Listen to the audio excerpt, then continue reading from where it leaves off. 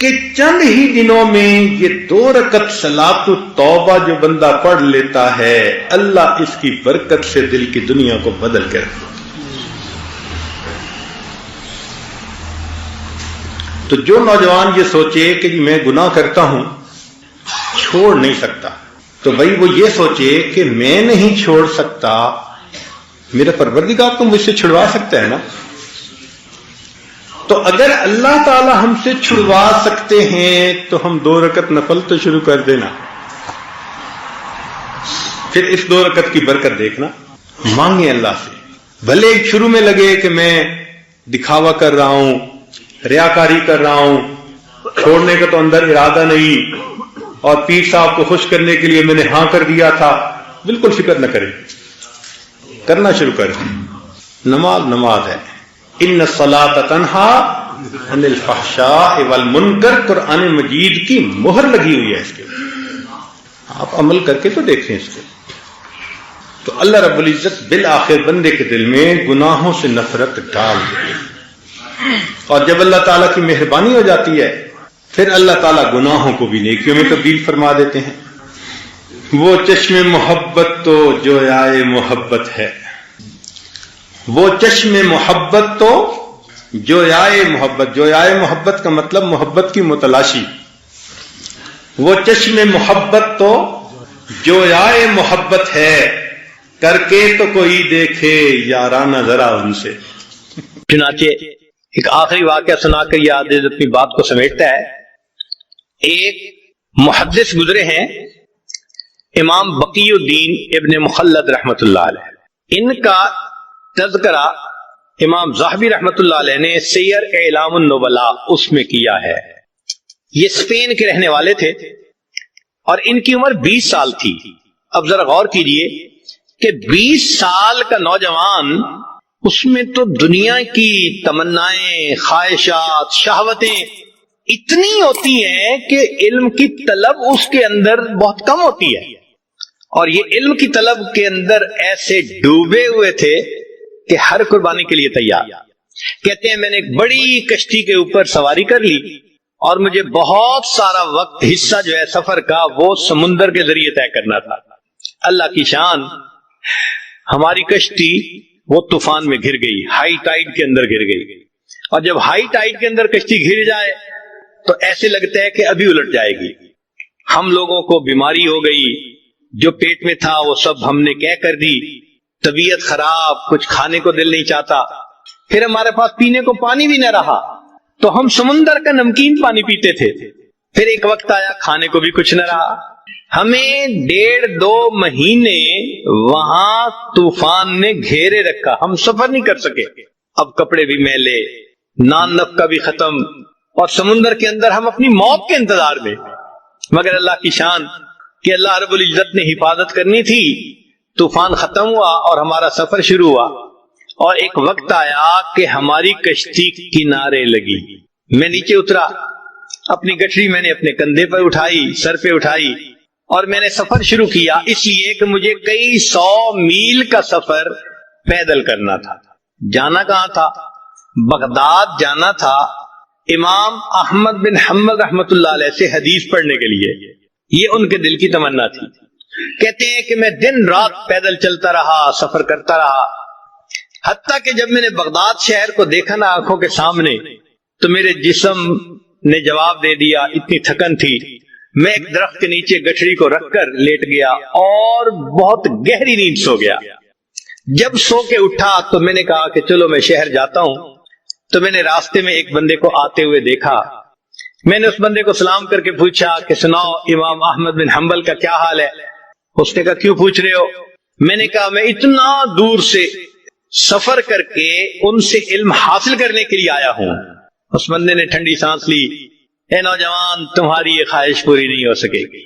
کیوں؟ اس نے کہا کہ حاکم وقت امام احمد بن حنبل سے کسی وجہ سے ناراض ہو گیا ہے، اس نے ان کو گھر میں نظر بند کر دیا ہے، نہ کوئی بندہ ان سے مل سکتا ہے نہ وہ کسی بندے سے مل سکتے ہیں، تم تو علم حاصل نہیں کر سکو گے۔ کہتے ہیں کہ یہ خبر بجلی بن کے گری میرے دل پر، مگر میں چلتا رہا حتیٰ کہ شہر پہنچ کے ایک سرائے کے اندر میں نے کمرہ کرائے پر لے لیا اور میں وہاں رات کو لیٹ گیا. اگلے دن اٹھا تو میں نے سوچا اتنا بڑا شہر ہے, آخر کہیں تو حدیث کا درس ہوتا ہوگا. تو مجھے پتا چلا کہ عصر کی نماز کے بعد ایک محدث تھے جو استاد المحدثین تھے, یحییٰ ابن معین رحمت اللہ علیہ, جو جرح اور تعدیل کے امام کہے جاتے ہیں. وہ حدیث کا درس دیتے تھے. میں عصر کے بعد وہاں پہنچ گیا. انہوں نے ایک حدیث مبارکہ پڑھائی, پھر بتایا, پھر اس کے بعد کوسچن آنسر کی نشست شروع ہوئی.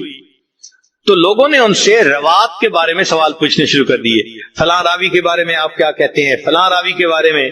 تو کہنے لگے کہ یحییٰ بن معین رحمۃ اللہ علیہ وہ جواب دینے لگے.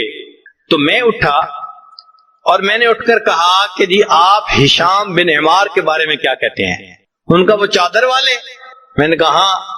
کہنے لگے اگر ان کی چادر کے نیچے تکبر بھی آ جائے تو بھی ان کی ثقافت میں کوئی فرق نہیں پڑتا. یعنی وہ اتنے ثقہ ہیں, پکے بندے. پھر میں نے دوسرا کوسچن پوچھنا شروع کیا. تو جو قریب والے تھے انہوں نے میرا کرتا پکڑ کے کھینچا. ان کا طالب علم تو اجنبی نظر آتا ہے. یہاں کی مجلس کا یہ دستور ہے کہ ہر بندہ ایک مجلس میں ایک کوسچن پوچھ سکتا ہے. سارے کوسچن ایک ہی پوچھے گا تو باقیوں کی باری کیسے آئے گی. بیٹھ جاؤ. کہنے لگے جب انہوں نے کہا بیٹھ جاؤ تو میں نے, مسکین چہرہ تو تھا ہی صحیح, ان کی منت سماجت شروع کر دی. میں نوارد ہوں, مجھے پتہ نہیں تھا. میں نے اصل کوسچن تو اب پوچھنا تھا, میں یہ کوسچن پہلے پوچھتا. لوگوں نے میری فریاد کو دیکھا تو ان کو ترس آ گیا. وہ کہنے لگے اچھا ایک کوسچن اور پوچھ سکتے ہو. کہتے ہیں کہ میں نے یحییٰ بن معین رحمۃ اللہ علیہ سے ایک کوسچن اور پوچھتا, اور وہ کوسچن کیا تھا. میں نے پوچھا کہ مجھے امام احمد بن حنبل کے بارے میں آپ بتائیے کہ آپ کیا کہتے ہیں. میرے سوال کو سن کر یحییٰ بن معین رحمۃ اللہ علیہ نے سر کو جھکا لیا. مجمع پہ سناٹا چھا گیا, پن ڈراپ سائلنس. لوگ حیران تھے کہ اس بندے نے ایسا کوسچن پوچھ لیا, اس کو نہیں پتا کہ حاکم وقت کے اطاعت میں ہے وہ. تھوڑی دیر خاموشی رہی. بالآخر یحییٰ بن معین رحمۃ اللہ علیہ نے سر اٹھایا, ٹھنڈی سانس لی اور کہا کہ امام احمد بن حنبل امام المسلمین ہے. جب انہوں نے یہ الفاظ کہے کہ احمد بن حنبل امام المسلمین ہے تو میں نے دل میں اور پکا ارادہ کر لیا کہ میں نے ان سے حدیث پڑھنی ہے. جب درس ختم ہوا تو میں نے قریب کے ایک آدمی کو کہا کہ مجھے امام احمد بن حنبل کا گھر دکھا دیجئے. اس نے کہا بھائی نہیں, پولیس کو پتہ چل گیا تمہیں بھی سزا ملے گی, مجھے بھی ملے گی. پھر میں نے اس کو کہا کہ بھئی ایسے کرو کہ مجھے ساتھ لے چلو اور امام احمد بن حنبل رحمۃ اللہ علیہ کے دروازے سے گزرتے ہوئے تم آنکھ کے اشارے سے بتا دینا کہ یہ گھر ہے, پھر میں جانوں میرا کام جانے. اس نے کہا چلو اتنا میں کر دیتا ہوں. تو اس نے مجھے امام احمد بن حنبل کے گھر کا دروازہ دکھا دیا. میں نے راستہ اچھی طرح یاد کر لیا اور میں لوٹ کے اپنے ہوٹل کے کمرے میں آ گیا. اب میں رات بھر سوچتا رہا کہ امام احمد بن حنبل سے میں علم حاصل کیسے کر سکتا ہوں. مجھے چین نہیں آتا تھا, میرا دل سکون میں نہیں تھا. میں کیسے ان سے علم حاصل نہ کروں, مجھے ہر قیمت پہ علم حاصل کرنا ہے. کہنے لگے جب صبح اٹھا تو میرے ذہن میں خیال آیا. میں نے کیا کیا, اپنے ایک گھٹنے کو کپڑے سے باندھ لیا, یعنی جیسے کوئی وونڈ ہوتا ہے تو میں نے اس کے اوپر کپڑا باندھ دیا اور ایک لاٹھی پکڑ لی اور ایک کشکول بھی ہاتھ میں لے لیا اور باہر نکل کے میں نے بھیک مانگنی شروع کر دی. اس زمانے میں جو سائل بھیک مانگتا تھا وہ چیزیں نہیں مانگتا تھا, صرف ہاتھ پھیلا کر اتنا کہتا تھا اجرکم علی اللہ. اور اجرکم علی اللہ کہنے پر لوگ سمجھ جاتے تھے کہ اس کو ضرورت ہے, کچھ دے دیتے تھے کچھ نہیں دیتے تھے. کہنے لگے کہ میں شہر کی گلیوں میں بھیک مانگتا رہا. کچھ لوگ مجھے سوالیہ نظروں سے دیکھتے کہ چہرے سے تو یہ نوجوان نظر آتا ہے, کیوں بھیک مانگ رہا ہے, اور کچھ ترس کھا کے کچھ دے دیتے.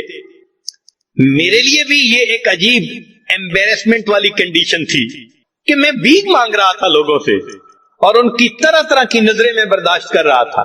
مگر میں ایسے وقت میں امام احمد بن حنبل رحمۃ اللہ کے دروازے پر گیا کہ جب لوگوں کی چلت پھرت ذرا کم تھی, جیسے دوپہر کے بعد قیلولہ کا وقت ہوتا ہے, لوگ سو جاتے ہیں. اس وقت پہنچ کر میں نے بڑے درد سے یہی آواز لگائی اجرکم علی اللہ. اجرکم علی اللہ. میری آواز سن کر امام محمد بن حنبل رحمۃ اللہ علیہ نے بھی سوچا کوئی بڑا ہی محتاج ہے جو میرے دروازے پہ آیا ہے. امام صاحب نے دروازہ کھولا. ان کے ہاتھ میں ایک سکہ تھا جو وہ مجھے دینا چاہتے تھے. جب وہ سکہ مجھے دینے لگے اس وقت میں نے کہا حضرت میں مال کا فقیر نہیں, میں علم کا طلبگار, میں سنتوں کو جمع کرنے والا ہوں. اتنا لمبا سفر کر کے میں یہاں پہنچا ہوں, مجھے آپ سے علم حاصل کرنا ہے. امام صاحب نے کہا میں پڑھا نہیں سکتا, تم میرے گھر آ نہیں سکتے. میں نے کہا حضرت میں سارا دن بھیک مانگتا رہوں گا کہ لوگ مجھے بھکاری سمجھیں, مگر اس وقت میں آپ کے دروازے پر آ کر صدا لگاؤں گا, آپ یہی سکہ لے کر دروازہ کھول دینا. اگر کوئی بندہ موجود ہو تو سکہ دے کے چلے جانا, اور اگر بندہ موجود نہ ہو تو کچھ احادیث مجھے سنا دینا. امام صاحب اس پہ تیار ہو گئے. کہتے ہیں پورا سال میں بغداد میں بھیک مانگتا تھا, اور پھر ایک وقت میں استاد کے پاس پہنچ کے وہ کبھی چند حدیثیں سنا دیتے اور میں ان کو سنتے ہی یاد کر لیتا تھا. اس طرح میں نے ایک سال امام احمد بن حنبل رحمۃ اللہ علیہ سے علم حاصل کیا. اللہ کی شان کے ایک سال کے بعد جو وقت کا حاکم تھا وہ فوت ہو گیا.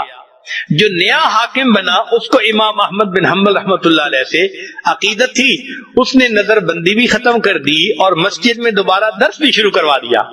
جب پہلا دن امام صاحب نے درس دینا تھا تو جامع مسجد لوگوں سے کھچا کھچ بھری ہوئی تھی. میں بھی وہاں پہنچا مگر آگے جانے کی جگہ نہیں ملتی تھی. بڑی محنت کوشش کے بعد میں ذرا آگے گیا. امام صاحب نے دور سے مجھے دیکھا تو امام صاحب نے فرمایا لوگوں ذرا راستہ دے دو, علم کا صحیح طلبگار تو یہ نوجوان ہے. علم کی تاریخ میں ایسے بھی حضرات گزرے کہ جو بھیک آج کے بعد اپنی دعاؤں میں جہاں اور بہت کچھ مانگتے ہیں اللہ سے برکت بھی مانگیں. ہمارا مسئلہ اصل میں برکت نہ ہونا ہے.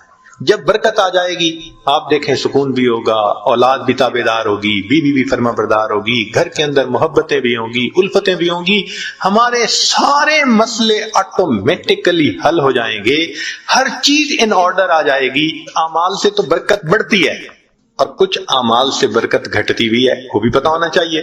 یہ نہ ہو کہ وہ عمل کرتے پھریں جو برکت ختم کر دیتے ہیں. تو برکت گھٹتی کس سے ہے؟ نمبر ایک بدنیتی سے گھٹتی ہے.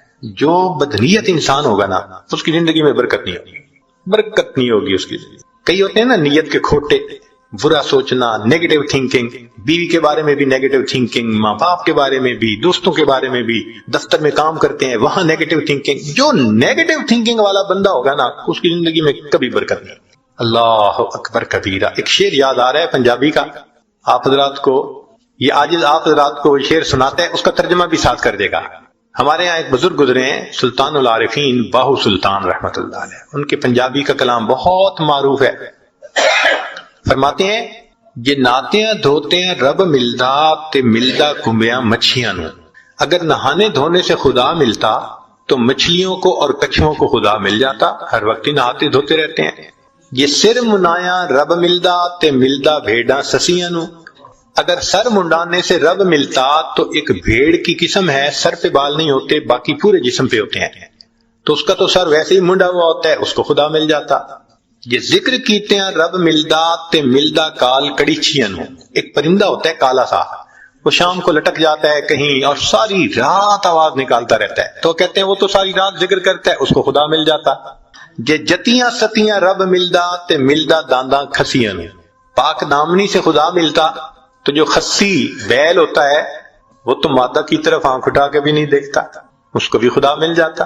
تو یہ باتیں کر کے فرماتے ہیں یہ ناتیاں دھوتے ہیں رب ملدا تے ملدا کمبیاں مچھیاں نو, یہ سر منایا رب ملدا تے ملدا بھیڑاں سسیاں نو, ذکر کیتے ہیں رب ملدا تے ملدا کال کڑیچیاں نو, اور جتیاں ستیاں رب ملدا تے ملدا دانداں کھسیاں نو, اور آخر پر فرماتے ہیں رب ملدا تے ملدا نیتاں اچھیاں نو. اللہ اگر ملتا ہے تو اللہ اچھی نیت والوں کو ملا کرتا. تو بھائی نیت اچھی ہوگی تو زندگی میں برکت ہوگی, اور نیت بری ہوگی تو زندگی میں بے برکتی ہوگی.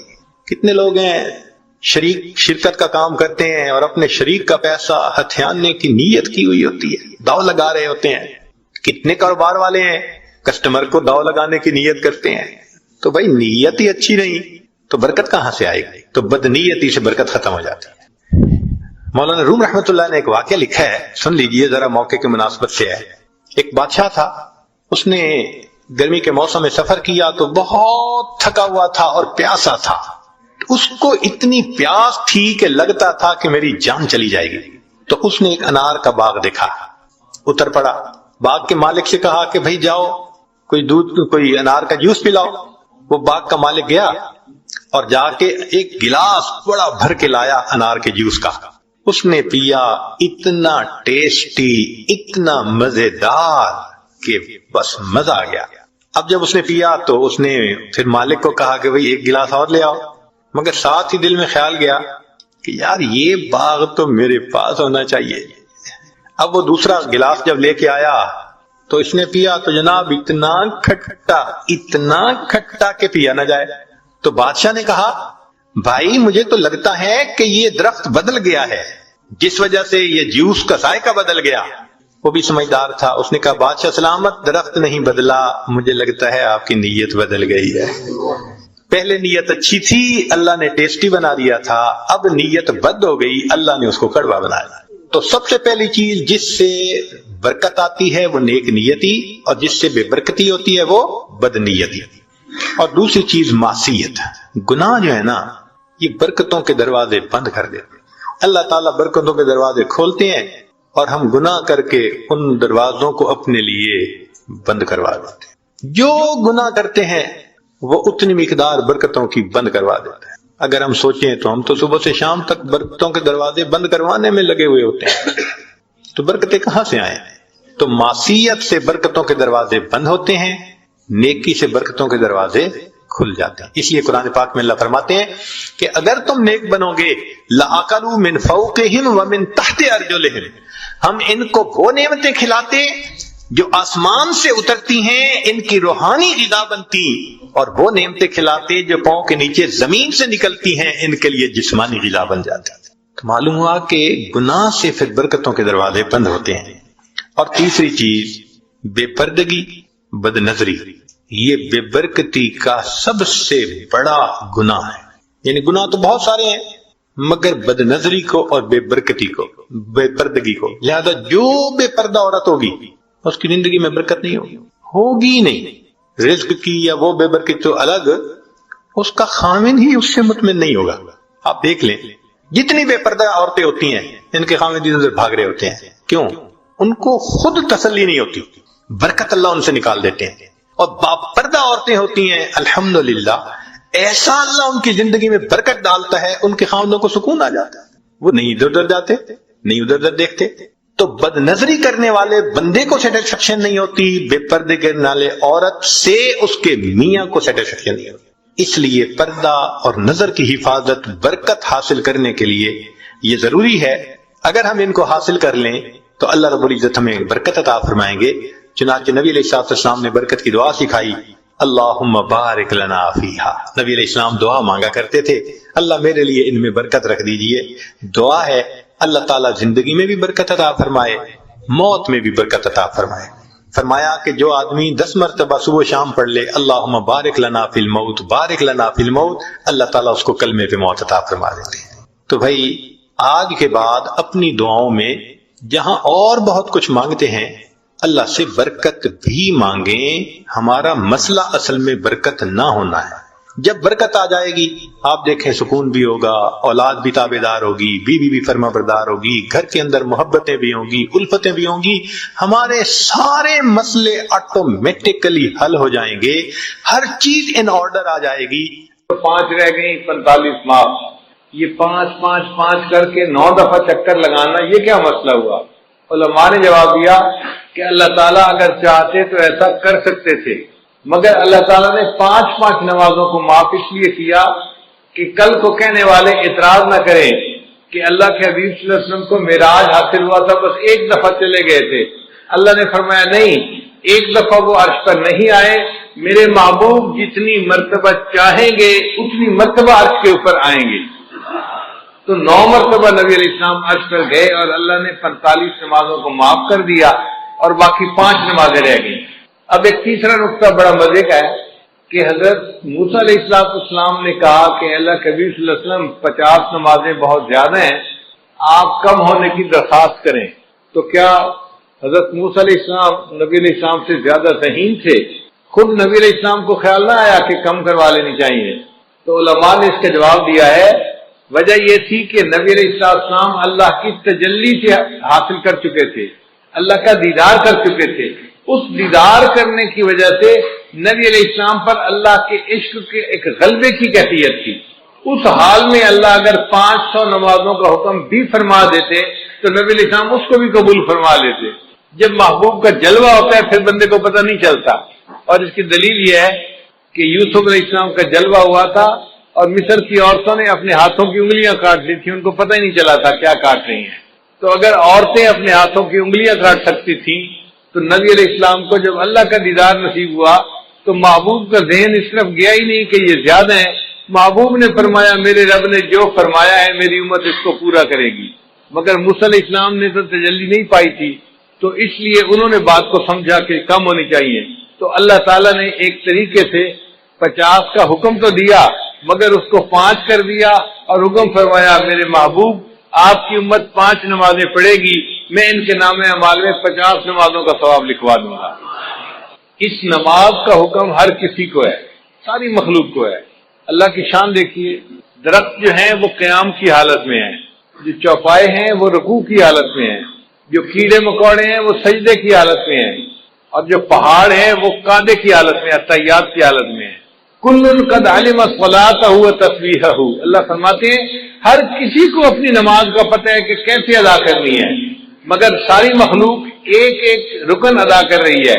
انسان کو اللہ نے یہ شان عطا فرمائی، وہ تمام ارکان کا مجموعہ پوری نماز ادا کرتا ہے۔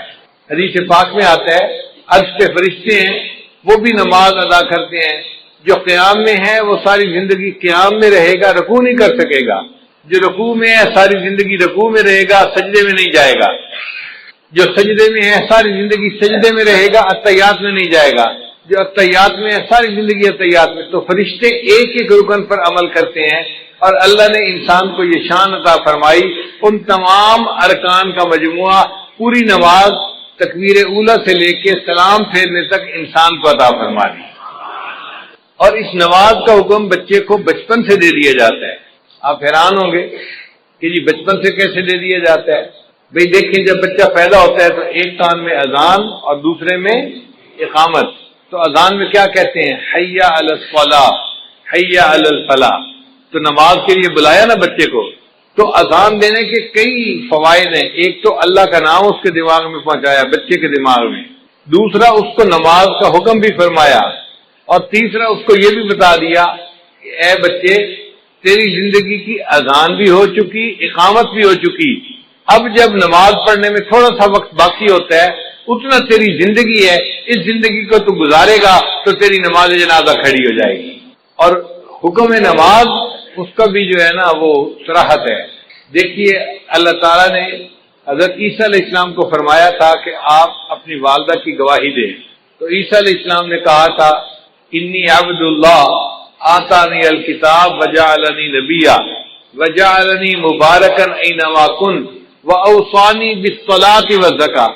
تو دیکھو بچہ ہے کہہ رہا ہے کہ اللہ نے مجھے حکم دیا نماز کا، تو بچپن میں ہی گویا نماز کا حکم مل جاتا ہے بچے کو۔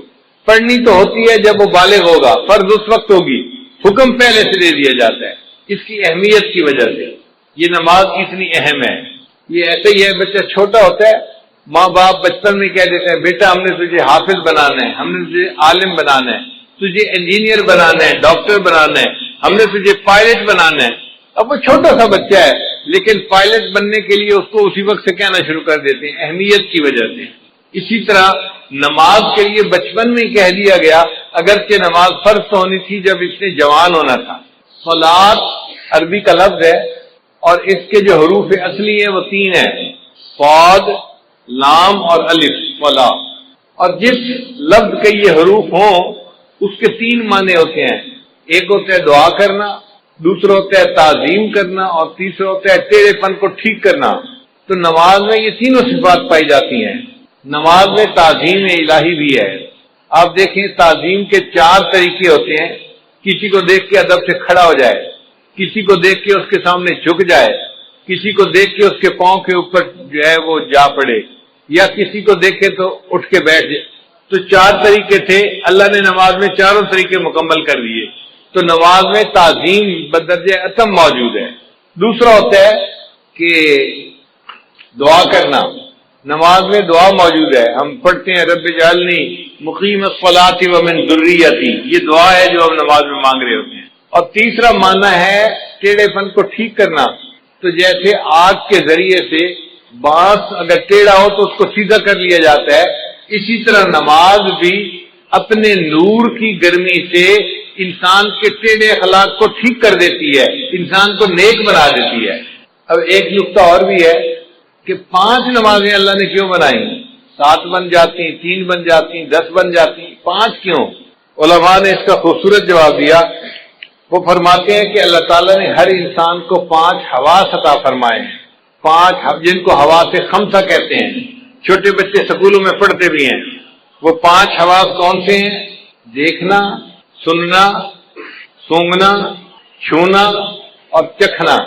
یہ 5 حواس ہیں جو اللہ نے ہر بندے کو عطا فرمائے ہیں، اور 5 حواس پر شکریہ ادا کرنے کے بدلے اللہ نے ان پر 5 نمازیں فرض فرما دی۔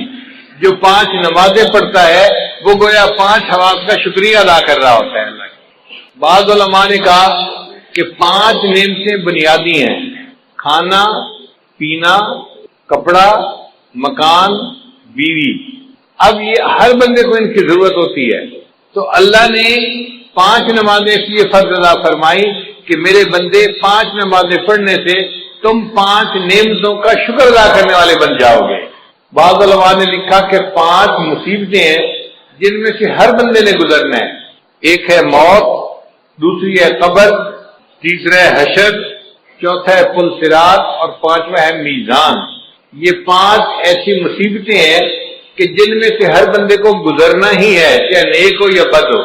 اللہ نے 5 نمازیں فرض فرمائی، جو میرا بندہ 5 نمازیں پڑھے گا میں ان کو ان 5 مصیبتوں میں سے آسانی کے ساتھ گزار دوں گا۔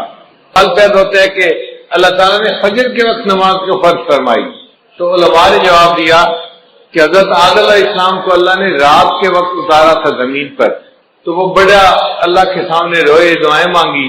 جب صبح کی روشنی ہوئی تو انہوں نے شکرانے کی نماز پڑھی، تو حضرت آدم علیہ السلام کے شکرانے کی نماز کی وجہ سے اللہ نے امت کو فجر کی نماز عطا فرمائی کہ تم بھی اپنے جو ہے والد اکبر کی طرح سے اپنے جو ہے اعمال کا شکریہ ادا کرنے والے بن جاؤ گے۔ پھر دوسرا، جنت میں جو اللہ تعالیٰ کا دیدار ہوگا وہ صبح کا وقت ہوگا، جیسے طلوع ہونے سے پہلے کا وقت ہوتا ہے نا، اس طرح کا وقت ہوگا۔ تو اللہ تعالیٰ نے فرمایا میرے بندو تم دنیا میں فجر کی نماز پڑھو گے تو اس کے بدلے تمہیں میں جنت میں اپنا دیدار عطا فرما دوں گا۔ پھر حضرت یوسف علیہ السلام نے بھی شکرانے کے نوافل پڑھے تھے۔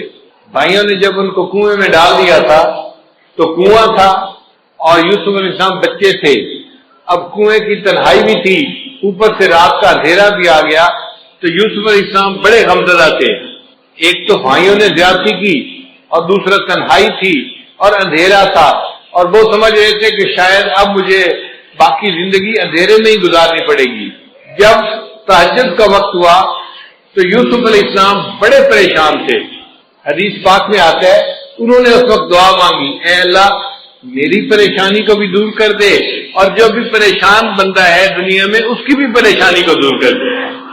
اللہ تعالیٰ نے یوسف علیہ السلام کی دعا کو ایسے قبول کیا کہ وہ رات کا ایسا وقت ہوتا ہے ہر پریشان بندے کی پریشانی ختم ہو جاتی ہے۔ آپ دیکھیں کوئی بندہ فوت ہو گیا، گھر کے سارے لوگ پریشان ہیں، سارا دن روئیں گے، رات بھر روتے رہیں گے، آپ دیکھیں گے تہجد کے وقت ان کو بھی نیند آ جائے گی، وہ بھی پرسکون ہو جائیں گے۔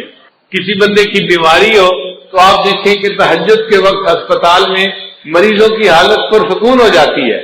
تو ہر بندے کی پریشانی تہجد کے وقت میں اللہ کم کر دیتے ہیں۔ یہ یوسف علیہ السلام کی دعا قبول ہوئی، اللہ نے ہر پریشان کی پریشانی کو دور فرما دیا۔ پھر جب صبح کی روشنی ہونے لگی، طلوع ہونے کا وقت ہوا، تو تو یوسف علیہ السلام نے شکرانے کے نفل پڑے تھے کہ چلو اندھیرے سے تو جان چھوٹی، مجھے پتہ تو چلا نا کہ یہ روشنی کا وقت آ گیا ہے۔ اب ان کے اس شکریہ کے نماز پڑھنے کو اللہ تعالیٰ نے امت مسلمہ کے لیے بھی پسند فرمایا کہ تم بھی یوسف علیہ السلام کی طرح اس وقت اگر فجر کی نماز پڑھو گے تم بھی اللہ کی نعمتوں کا شکر ادا کرنے والے بن جاؤ گے۔ پھر ظہر کی نماز اللہ نے کیوں فرض فرمائی؟ اس لیے کہ ظہر کے بعد سورج ڈھلتا ہے، تو مومن کو اللہ نے سبق دیا، دیکھو چڑھتے سورج کی ہر کوئی پرستش کرتا ہے، لیکن جب سورج ڈھلنے لگ جائے تم اپنے رب کی عبادت کرو۔ ہم چڑھنے اور اترنے والوں کی پرورش نہیں کرتے، ہم اپنے رب کی پرورش کرتے ہیں۔ ہم سورج اور چاند کی پرورش کرنے والے نہیں، ہم اپنے پروردگار کی عبادت کرنے والے بندے ہیں۔ پھر یہ کہ وہ گرمی کا وقت ہوتا ہے تو اللہ تعالیٰ نے فرمایا میرے بندو تم میں سے جو کوئی ظہر کی نماز پڑھے گا گرمی کے وقت میں اس کے بدلے اس کے لیے قیامت کے دن کی گرمی کا جو ہے نا برداشت کرنا آسان کر دوں گا، اس کو میں اجر کا سایہ عطا فرما دوں گا۔ پھر عصر کا وقت وہ وقت ہے کہ جب آدم علیہ السلام نے جنت میں گندم کا دانہ کھایا تھا تو چونکہ ایک بھول ہو گئی تھی تو اللہ تعالیٰ نے اس وقت نماز کو فرض فرما دیا کہ بندو تم بھی نماز پڑھو، تمہارے جد امجد سے بھول ہو گئی تھی، میں نے اس کو معاف کر دیا تھا، اب تم عصر کی نماز پڑھو گے، تم سے زندگی میں جو کئی بھول چوک ہوگی میں اس کو بھی معاف فرما دوں گا۔ پھر عصر کے وقت حضرت یونس علیہ السلام کو مچھلی نے اپنے پیٹ سے باہر نکالا تھا تو اللہ تعالیٰ نے فرمایا کہ میرے بندو تم بھی حالات کی مچھلی کے پیٹ میں پھنس سکتے ہو۔ مثال کے طور پہ کوئی قرضے کے اندر پھنسا ہوا ہے، ادا نہیں ہو رہا، کسی کا کاروبار بند ہے، چلتا نہیں، کوئی بیماری کی مصیبت میں پھنسا ہوا ہے، بیماری دور نہیں ہوتی، کوئی بچی گھر بیٹھی ہے، رشتہ نہیں آتا، وہ حالات کی مچھلی کے پیٹ میں پھنسی ہوئی ہے۔ اب اس مچھلی کے پیٹ سے کیسے نکلے؟ عصر کی نماز پڑھو گے اللہ تعالیٰ تمہیں ان مصیبتوں کی مچھلی کے پیٹ سے نکال دیں گے، مسئلوں کو حل کر دیں گے۔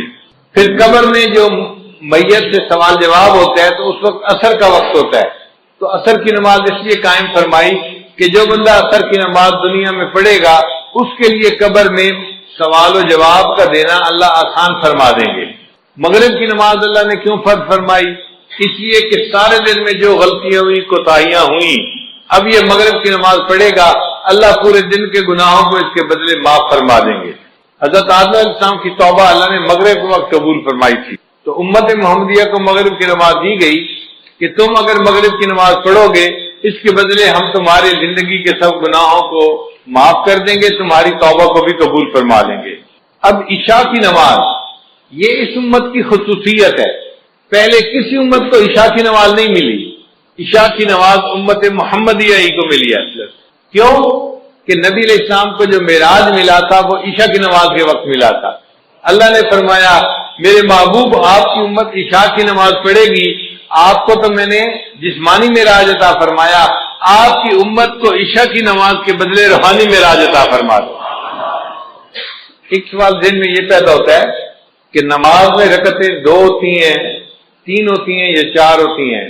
فجر کی 2 رکعت فرض ہے، ظہر کی 4 رکعت فرض ہے، مغرب کی 3 رکعت فرض ہے، تو 2، 3 اور 4 رکعتیں، یہ رکعتوں کا سلسلہ اتنا ایسے کیوں ہے؟ 1 رکعت ہوتی، 2 رکعت ہوتی، کام ختم ہو جاتا، آخر 2 رکعت، 3 رکعت یا 4 رکعت میں کیا حکمت ہے؟ قرآن مجید کی آیت ہے اللہ نے فرشتوں کو بنایا جاعل الملائکۃ رسلا اولی اجنحۃ مثنی و ثلاث و رباع، اللہ نے فرشتوں کو پیدا کیا، بعض فرشتوں کے 2 پر ہیں، بعض کے 3 اور بعض کے 4۔ اللہ نے فرمایا کہ میرے محبوب صلی اللہ علیہ وسلم فرشتوں کو میں نے پرواز عطا کی 2 پروں سے، 3 پروں سے، 4 پروں سے۔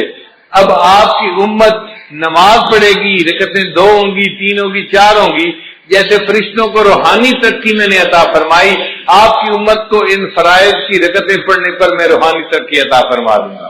پھر کل رکعتیں جو انسان کے اوپر لازم ہیں وہ 17 ہیں، 2 فجر کی، 4 ظہر کی، 4 عصر کی، 3 مغرب کی، اور عشاء کی 4 رکعت فرض اور 3 رکعت وتر، یہ 17 رکعتیں بنتی ہیں۔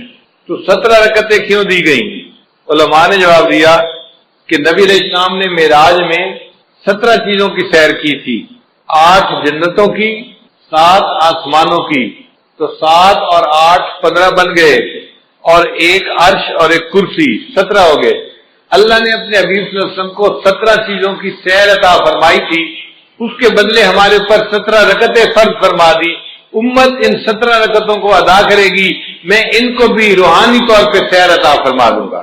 نماز معراج کیوں ہے اور عبادت معراج کیوں نہ بنی؟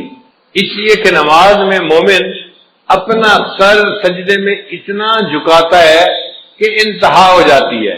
اسی لیے اگر کہیں گھاس والی جگہ ہو اور نماز پڑھنی پڑے تو بندہ اگر گھاس کے اوپر پیشانی لگا کے اٹھا لے تو سجدہ نہیں ہوتا، یا کوئی فوم کا گدا ہو اور بندہ اوپر پیشانی لگا کے اٹھا لے تو سجدہ ادا نہیں ہوتا۔ سجدے کے لیے ضروری ہے کہ اتنا سر جھکائے کہ نیچے سے زمین کی سختی محسوس ہونے لگ جائے۔ جب سختی نیچے سے محسوس ہوگی، اب سر نیچے جا ہی نہیں سکتا، تب سجدہ مکمل ہوگا۔ اللہ نے فرمایا میرے بندے تو نے سجدہ کرنے میں اپنے سر کو جھکانے کی انتہا کر دی، اس حالت میں میرے بندے میں نے تجھے اٹھانے کی انتہا کر دی، میں نے تجھے معراج عطا فرما دیا۔ اس لیے سجدے کی حالت میں مومن معراج کی حالت میں ہوتا ہے۔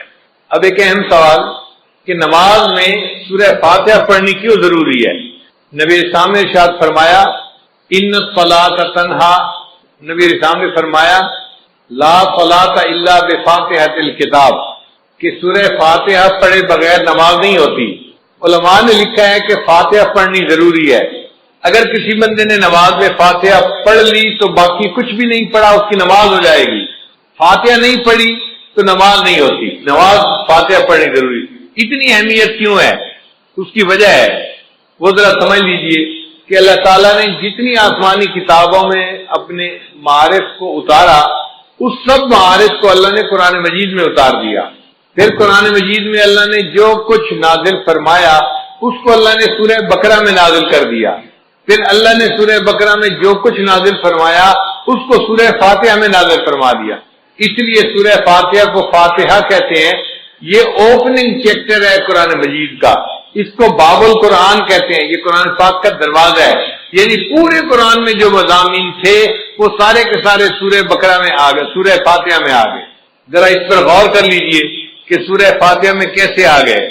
سورہ فاتحہ میں الحمدللہ یہ دو الفاظ ہیں جو اللہ کی تعریف کرتے ہیں۔ اب پورے قرآن مجید میں اللہ کی جتنی تعریفیں ہیں، جتنی اللہ کی عظمت بیان ہوئی، اللہ کی کبریائی بیان ہوئی، وہ الحمدللہ کے لفظ میں سمٹ کے آ گئی کہ تعریفیں سب کس کے لیے ہیں؟ اللہ کے لیے۔ اور سچی بات یہ ہے کہ تعریفیں سجتی اللہ ہی کو ہیں، حتیٰ کہ اگر کوئی بندہ دوسرے بندے کی تعریف کرے تو وہ بھی اللہ کی تعریف کر رہا ہے۔ خاوند بیوی کی تعریف کرے تو وہ بھی اللہ کی تعریف کرے۔ کیوں؟ بیوی کو کس نے بنایا؟ اللہ نے بنایا۔ بیوی خاوند کے اچھے اخلاق کی تعریف کرتی ہے تو وہ اللہ کی تعریف کر رہی ہے۔ خاوند کو اچھے اخلاق کس نے دیے؟ اللہ نے دیے۔ ماں باپ اولاد کی تعریف کریں تو اللہ کی تعریف، کیوں؟ اولاد کس نے دی؟ اللہ نے دی۔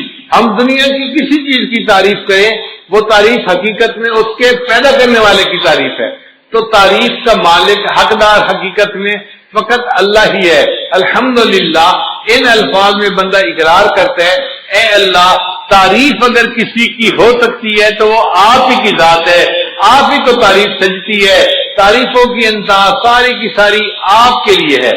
اس لیے قیامت کے دن نبی اسلام کے ہاتھوں میں جو جھنڈا ہوگا اس کا نام ہوگا لواء الحمد، حمد کا جھنڈا۔ اور نبی اسلام کا نام اللہ نے رکھا احمد۔ احمد کا معنی وہ بندہ جس نے اللہ کی سب سے زیادہ دنیا میں تعریفیں کی ہوں۔ اور واقعی جتنی نبی اسلام نے اللہ کی تعریفیں کی ہیں، دنیا میں کسی اور نے اللہ کی اتنی تعریفیں نہیں کی۔ اور اس امت کا نام قیامت کے دن ہوگا حمادون، اللہ کی سب سے زیادہ تعریفیں کرنے والے۔ اور نبی اسلام کو جنت میں جو گھر ملے گا، محل ملے گا، اس کا نام ہوگا بیت الحمد۔ تو اللہ تعالیٰ کے لیے سب حمد ہے۔ اس لیے فرشتے بھی کہیں گے وقیل الحمدللہ رب العالمین۔ تو سب تعریفیں کس کے لیے ہیں؟ تو الحمدللہ کے الفاظ نے اللہ تعالیٰ کی تمام تعریفوں کو اپنے اندر سمیٹ لیا۔ پھر آگے فرمایا رب العالمین، جو جہانوں کا رب ہے۔ رب کہتے ہیں آقا کو، مولا کو، پرورش دینے والے کو۔ جیسے ماں باپ بچے کی پرورش کرتے ہیں تو ماں باپ بیٹے کے رب ہوتے ہیں، مربی ہوتے ہیں۔ माली पौधे की परवरिश करता है, उसको छोटे से लेके दरख्त तक जो है वो ले जाता है, तो वो उसका मुरब्बी होता है। इसीलिए ये रब की सिफत परवरिश देने वाले की सिफत है। अल्लाह ताला सारी कायनात का रब है, वो सारी कायनात को पालता है। पालने की सिफत किस में है? अल्लाह रब्बुल इज्जत के अंदर। इसलिए अल्लाह ताला ने इंसान को दुनिया में भेजने से पहले आलम अरवाह में पैदा फरमाया छोटे छोटे जिस्मों के साथ, और उनसे वादा लिया था अलस्तु बिरब्बिकुम, क्या मैं तुम्हारा रब नहीं हूं? तो इस सवाल के जवाब में नबी इस्लाम ने सबसे पहले कहा था बला, ए अल्लाह आप ही हमारे परवरदिगार हैं, रब हैं। और आपके जवाब को सुनकर फिर सारी मखलूक ने इस जवाब को रिपीट किया था, अल्लाह आप ही हमारे रब हैं। अल्लाह ने फरमाया अच्छा, सब ने मेरे साथ वादा तो कर लिया, मुझे रब समझते हो, मैं तुम्हें दुनिया में भेजता हूं आजमाने के लिए कि दुनिया में जाके तुम किसको रब मानते हो। चुनाचे आज लोग समझते हैं हम नौकरी से पल रहे हैं, हम फैक्ट्री से पल रहे हैं, हम ज़राअत से पल रहे हैं, हम कारोबार से पल रहे हैं। नहीं, हम अल्लाह से पल रहे हैं, अल्लाह हमें पाल रहा है, हमें कोई और चीज नहीं पाल रही। इसीलिए दावत तबलीग वाले लोग कहते हैं ना कि भाई इन असबाब की नफी करो। सच्ची बात है, जिस तरह पहले जमाने में लात और मनात की नफी की जाती थी, इसी शद्दोमद के साथ इन असबाब की नफी करनी चाहिए। अपने दिल को समझाना चाहिए, मैं ज़राअत से नहीं पल रहा, मैं अपनी तिजारत से नहीं पल रहा, मैं अपनी नौकरी से नहीं पल रहा, मैं फैक्ट्री से नहीं पल रहा। मुझे कौन पाल रहा है? मेरा अल्लाह मुझे पाल रहा है। रब हमारा कौन है? अल्लाह है, अल्लाह पालने वाला है। तो नजर अल्लाह पे रखें, असबाब पे नजर न रखें। तूने पत्थर में कीड़े को पाला, खुश्क मिट्टी से सब्जा निकाला, ये तेरा है जहां, ये जमी आसमां ए खुदाया, किसने तेरी हकीकत को पाया। हमारे एक दोस्त थे डॉक्टर साहब, वो कहते हैं कि मैं अपने बच्चों को लेकर सवात सैर के लिए गया, एक पत्थर मुझे नजर आया, जरा पिंक रंग का था। तो मेरी बीवी कहने लगी हमारे जो बैठक है ना उसमें पिंक रंग की चीजें हैं और ये पत्थर बिल्कुल उसी रंग का है, इस पत्थर को उठा लो, घर में जाके रख देंगे तो ये उनसे मैच कर जाएगा। और तो बेचारों को हर वक्त मैचिंग की पड़ी होती है। चुनाचे वो पत्थर उन्होंने उठा लिया, वो गोल सा पत्थर था। वो कहते हैं कि वो पत्थर 3 साल हमारे घर पड़ा रहा डेकोरेशन पीस के तौर पे। जो आता पत्थर को देखकर बड़ा खुश होता, कितना खूबसूरत पत्थर है और बिल्कुल रंग मैच कर रहा है। कहने लगे कि 3 साल के बाद एक दिन मेरी बीवी घर की सफाई कर रही थी, सफाई करते हुए उसने जो पत्थर को उठाया कि मैं इसको जरा साफ कर दूं कपड़े से, हाथ से पत्थर गिरा और नीचे गिरकर टूट गया। जब पत्थर टूटा तो वो अंदर से खाली था, हालो था। कहने लगी कि उसने देखा अंदर एक कीड़ा था और उसने चलना शुरू कर दिया। 3 साल वो पत्थर हमारे घर में रहा और अल्लाह ने उस बंद पत्थर के अंदर उस कीड़े को पाल के दिखा दिया। तो जो परवरदिगार मखलूक को रिज़्क देता है, पालता है, उस परवरदिगार ही के लिए तारीफें हैं। तो रब्बिल आलमीन के लिए लफ्ज़ से गोया हमने इतनी बड़ी बात को तस्लीम कर लिया कि हमारा रब कौन है, और वो एक बंदे का रब नहीं है या इंसानों का रब नहीं है, वो जहानों का रब है। जो मखलूक है जहां भी है सब का रब वही है। इसीलिए कुरान मजीद को अल्हम्दुलिल्लाह रब्बिल आलमीन से शुरू किया और आखिर पे जाके खत्म कहां किया, कुल आऊज़ु बिरब्बिन नास मलिकिन नास। तो रब के लफ्ज पे जाके कुरान मजीद को खत्म भी किया। और इंसान जब दुनिया से जाएगा कब्र में तो फरिश्ते आके जो पहला सवाल पूछेंगे वो सवाल होगा मन रब्बुक, तेरा रब कौन है, तू दुनिया में क्या ईमान बना के आया, क्या सीख के आया, बता तेरा रब कौन है। जो अल्लाह पे तवक्कुल करता होगा वो कहेगा रब्बी अल्लाह, मेरा रब अल्लाह है। और जिसने दुनिया में मेहनत की होगी वो कहेगा है हाथ ला अदरी, मुझे नहीं पता मेरा रब कौन है, फिर उसकी पिटाई होगी। इसलिए ये रब के सबक को हमने अच्छी तरह याद करना है ताकि कब्र में भी सवाल का जवाब देना आसान हो जाए और क़यामत के दिन भी इंसान अपने रब के सामने खड़े होंगे। यौम यक़ूमुन नासु लिरब्बिल आलमीन, इंसान अपने रब के सामने खड़े होंगे। तो रब्बिल आलमीन के लफ्ज़ ने अल्लाह की रबूबियत को के मजमून को अपने अंदर समेट लिया। اب ربوبیت قاہرانہ بھی ہوتی ہے اور ربوبیت راحمانہ بھی ہوتی ہے. باپ بھی مربی ہوتا ہے مگر روب ہوتا ہے، جلال ہوتا ہے، تھپڑ بھی لگا دیتا ہے بچے کے، سختی کرتا ہے. اور ماں میں بھی جو ہے یہ ربوبیت ہوتی ہے، مربیانہ صفت ہوتی ہے مگر رحمت والی ہوتی ہے. ماں محبت سے بچے کی پرورش کرتی ہے.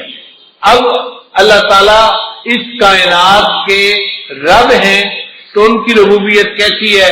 فرمایا الرحمن الرحیم، رحمت والی ربوبیت ہے اللہ کی. وہ رحمت کی ربوبیت سے پوری کائنات کی پرورش فرما رہا ہے. اب رحمان اور رحیم دو لفظ ہیں.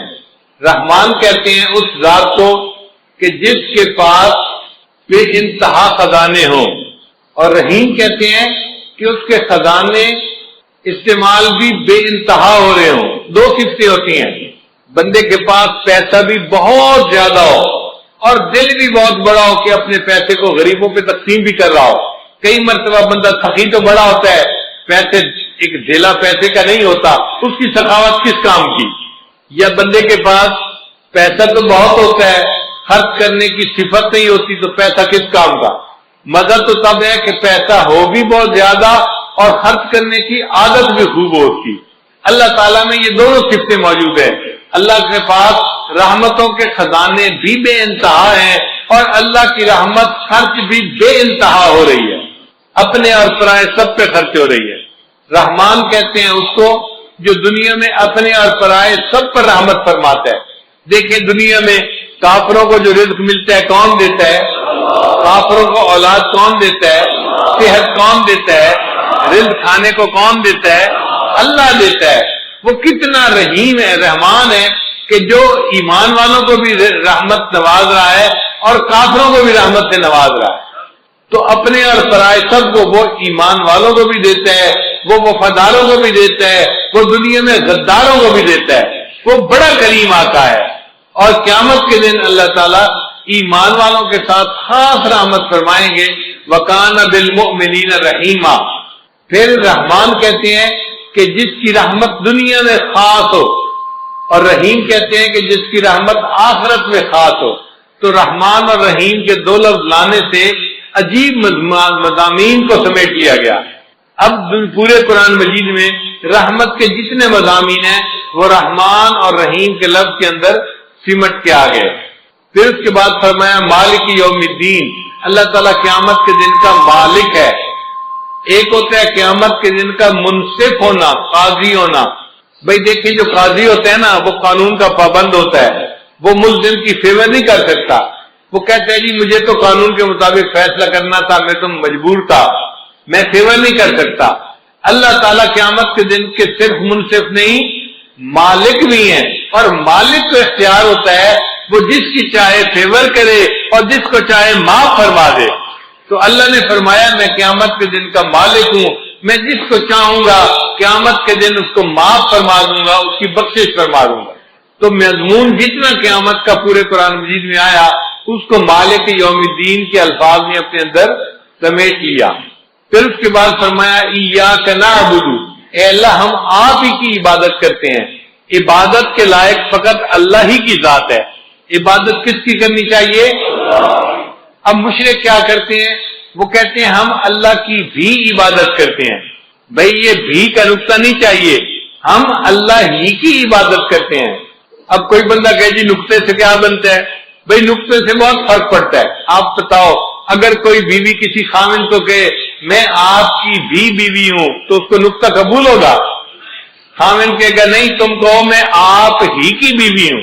بھائی اگر خاوند یہ نقطہ برداشت نہیں کرتا تو رب تو اللہ تعالیٰ تو بڑی عظمت والا ہے، وہ بھی شرک کا نقطہ برداشت نہیں کرتا. وہ بھی کہتا ہے عبادت کرنی ہے تو کس کی کرنی ہے؟ فقط اللہ ہی کی کرنی ہے. ایاک نعبد، آپ ہی کی اللہ عبادت کرتے ہیں اور آپ ہی سے مدد مانگتے ہیں. ہمارے حاجت روا بھی آپ ہیں، مشکل کشا بھی آپ ہیں. اللہ ہمارے جو ہیں وہ کام کو سر انجام دینے والے آپ ہی ہیں. اللہ ہی کی طرف توجہ رکھنی ہے. تو مدد ہم کس سے مانگا کریں؟ اللہ سے مانگا کریں. مخلوق سے مدد مانگنے کی کوئی ضرورت نہیں. مخلوق مدد نہ مانگے، اللہ سے مدد مانگے جو حقیقت میں انسان کی ہر حال میں مدد کر سکتا ہے. مخلوق تو کبھی مدد کے لیے آ جائے گی اور کبھی کہے گی بھائی میں چاہتا ہوں کہ میں آپ کو قرض دے دوں، میرے حالات ساتھ نہیں دے رہے، میرا کاروبار ساتھ نہیں دے رہا، میری مجبوری ہے، میرے گھر والے ساتھ نہیں دے رہے. تو مخلوق تو مجبور ہوتی ہے، دوسرے کی مدد نہیں کر سکتی. ایسے مجبوروں سے مدد کیا مانگنا، مدد اس سے مانگو جس کو کوئی مجبوری نہیں، وہ جب چاہے جہاں چاہے جس کی چاہے ہر حال میں مدد کر سکتا ہے. اس کے بعد فرمایا اہدنا الصراط المستقیم، اللہ ہمیں سیدھے راستے کی رہنمائی فرما دیجیے. چنانچہ سب سے اہم چیز جو انسان کو مانگنی چاہیے وہ ہدایت ہے. اللہ سے یہ دعا مانگے اے اللہ مجھے سیدھے راستے کی رہنمائی فرما دیجیے. چنانچہ قرآن مجید میں ہدایت کے جتنے مضامین تھے وہ اہدنا الصراط المستقیم کے اندر سمٹ کے آ گئے. اب اللہ نے آگے بتا دیا کہ سیدھا راستہ کون سا ہے. تو یہ نہیں کہا کہ صراط القرآن والحدیث، قرآن اور حدیث کے راستے پہ چلنا وہ سیدھا راستہ ہے. اللہ نے فرمایا نہیں، صراط الذین انعمت علیہم، ان لوگوں کا راستہ جن پر اللہ تیرا انعام ہوا. وہ بندے جس راستے کے اوپر چلے ہم ان کے پیچھے چلیں گے، ان کی اقتداء کریں گے، ان کی پیروی کریں گے. تو نیک بندوں کی پیروی کرنے کو سیدھا راستہ بتایا گیا. اس لیے ہم جو اپنے بڑوں کی اقتداء کرتے ہیں حقیقت میں ہم اللہ کے نیک بندوں کی پیروی کر رہے ہوتے ہیں. اللہ وہ نیک بندے کون سے ہیں؟ اللہ نے فرمایا 4 ہیں، ان کی عبادت ان کی پیروی کرنا. کون سے؟ من النبیین والصدیقین والشہداء والصالحین.